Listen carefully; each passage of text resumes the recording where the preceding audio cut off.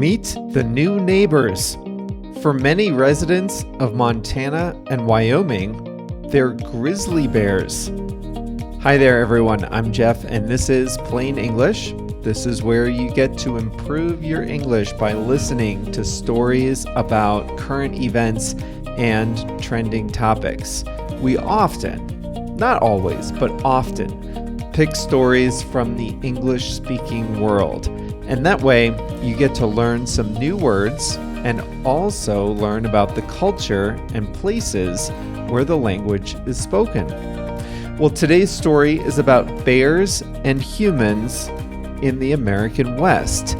The grizzly bear was almost extinct half a century ago, but the population is rebounding.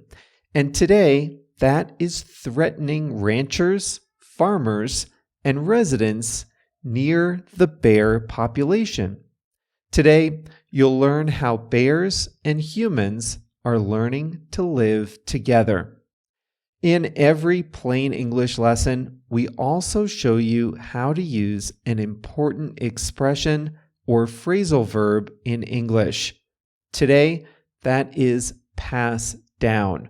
So in the second half of the audio lesson, you'll learn how to use that. This is lesson 644, so you can find the full transcript and all the lesson resources at plainenglish.com/644. Our producer, JR, has made sure of that. I think we're ready to get going. Let's do this.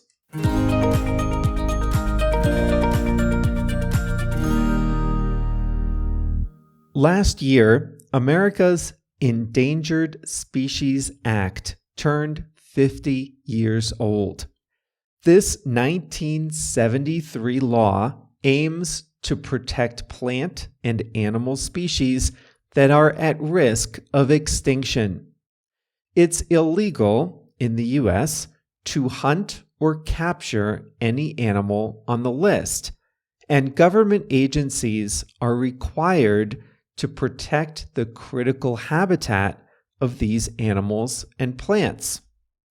One of the first animals to make the endangered species list was the grizzly bear.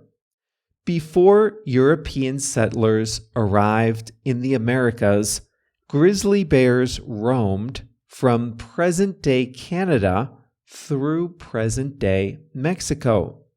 There were so many grizzly bears in California that the state put the animal on its state flag in 1846.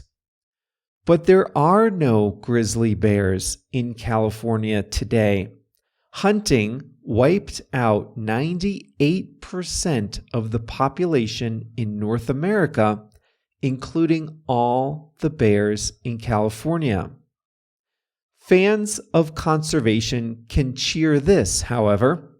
The Endangered Species Act appears to have worked for the grizzly bear. The populations are recovering in the western states of Montana and Wyoming. In this area, there were just 136 bears when the Endangered Species Act was passed. Now, there are 1,000.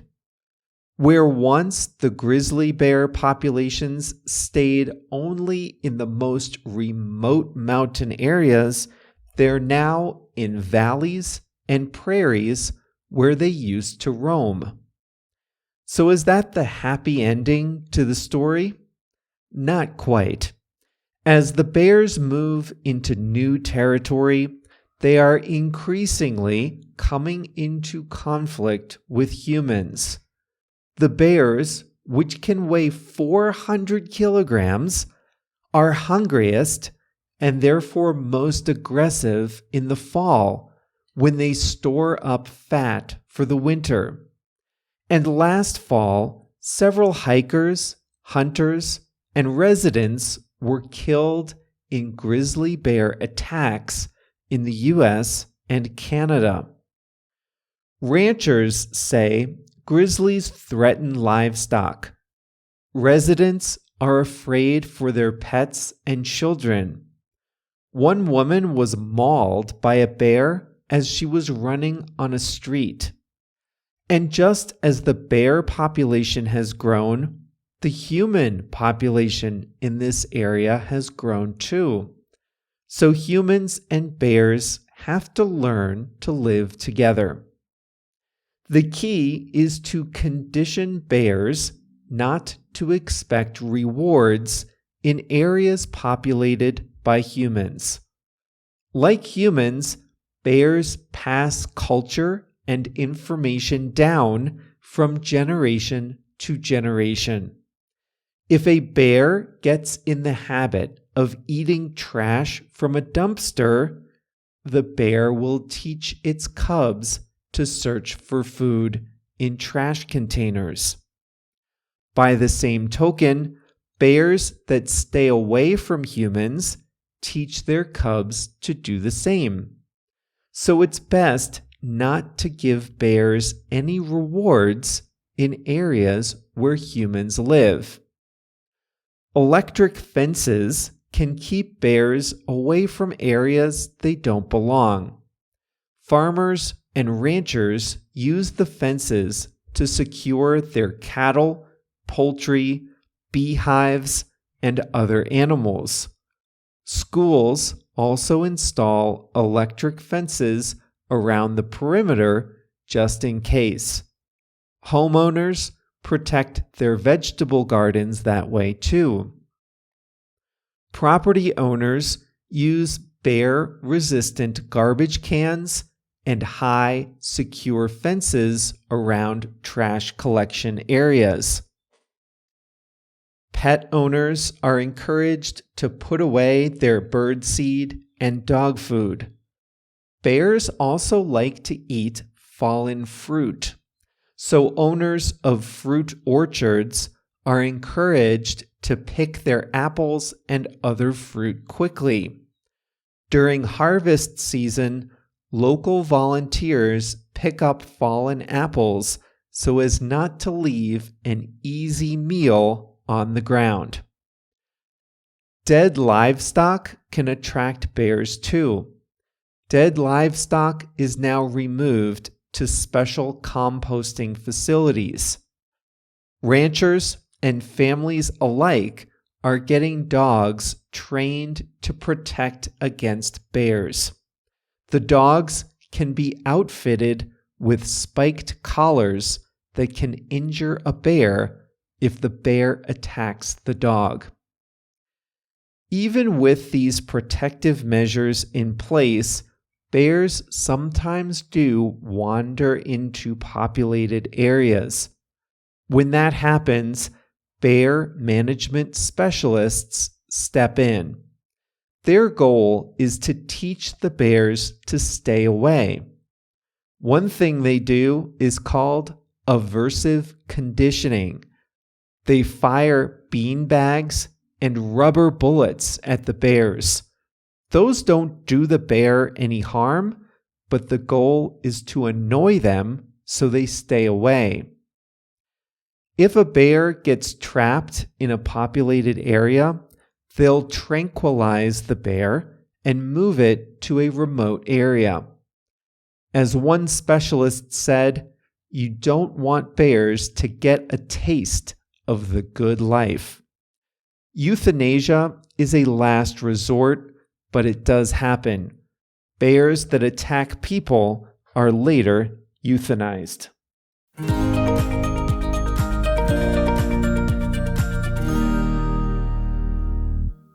Back in episode 294, I told you about my trip to Yellowstone National Park. It's stunning out there, the most beautiful landscape I've ever seen. And remote. I went on a hike in a neighboring park, and I definitely took bear spray, and I attached a bear bell to my backpack. I didn't mind taking that on a hike, but I don't think I'd want to carry bear spray every time I went out for a walk.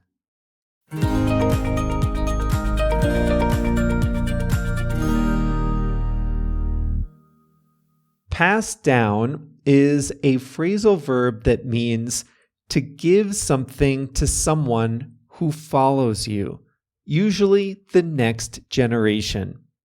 You can pass down a thing, but you can also pass down a behavior, an idea, or a set of beliefs. Let's start with things. In some families, there are valuables that each generation passes down to the next. For example, a man might own a watch, and he might pass that down to his son. And when the son has kids of his own, he might pass the watch down to his own kids. So this is an example of an item that gets passed down from generation to generation. Now, it doesn't have to be through multiple generations, and it can even skip a generation. The important thing is that one person gives something to someone who follows. My grandmother passed a painting down to me when she died. She knew I liked it, so she passed it down to me. Think about what you have in your house. Do you have anything you'd like to pass down to another generation? It could be in your family or someone else that's meaningful in your life. Blood relation is not a requirement to use pass down. And the person doesn't have to die first. You can pass something down to the next generation, even if you're still alive. Think back to the example of the watch. Let's say you have a watch that has been in your family for a long time. You might pass the watch down to your son on his 18th birthday. That works even if you're still alive. So now let's talk about intangible things. Here's a really common one, a recipe. This recipe has been passed down from generation to generation. A recipe is an idea. So when an idea is passed down from one generation to the next, the older person teaches the idea to someone who follows. A recipe that has been passed down through the generations means kids learn to make the recipe as they get older. They then teach their own kids years later. Traditions can be passed down. Perhaps it's a tradition for a family to go to church on Christmas Eve. That tradition can be passed down to future generations. Beliefs can be passed down too, and this can be within a family or within an entire culture. A lot of people are surprised to know how many Americans own firearms. There are more guns than people in the US, and the vast majority of the guns are legal. I don't own a gun, and I don't want to. But in many parts of the US, the belief in owning a firearm for personal protection is passed down from generation to generation. The US is a massive country. It spans a continent. And in the early days of the Republic, and actually before we became one country, there was no 911. There was no police force. There were few cities. The law was not there to protect you. It was a very remote, very sparsely populated mass of land. And so in those times, a family would own a gun for hunting and for personal protection. And that belief, that value, has been passed down from generation to generation. And that's why now in 2024, the belief and the value of owning a firearm for personal protection is so strong in the US, whereas it's almost unheard of in other developed countries, actually almost anywhere else in the world. Now, of course, we do have 911. Now we do have police. Now the country is not as dangerous as it once was. If anything, now the danger comes from the guns. But the belief in gun ownership for safety and protection has been passed down from one generation to the next. The grizzly bear was almost extinct in the western part of North America. For years, people just thought there were enough animals out there and we could hunt and kill them with abandon. That belief was passed down through the generations until the buffalo and grizzly bear and other species were either extinct or almost extinct. But beliefs can change, and now the grizzly bear population is rebounding thanks to laws that protect endangered species. Humans are learning to live with a growing bear population. Bears are learning to live with humans. Bears are fast learners. If they learn they can get a full meal by breaking into a dumpster and eating trash, the bears will pass that behavior and knowledge down to their cubs, like a grandmother passing down a cherished recipe. But if the bears learn to stay away from humans, they'll pass that behavior and knowledge down to their cubs. And that's what we want, right? Well, that's all we have for you here at Plain English today. I hope you enjoyed today's episode. Remember, every episode comes with a free transcript online at plainenglish.com. You can find the transcripts by episode number. So today's episode was number 644. So just go to plainenglish.com/644, and that's where you'll find the transcripts and all the words you heard in today's lesson. We'll be back on Thursday with a new story. See you then.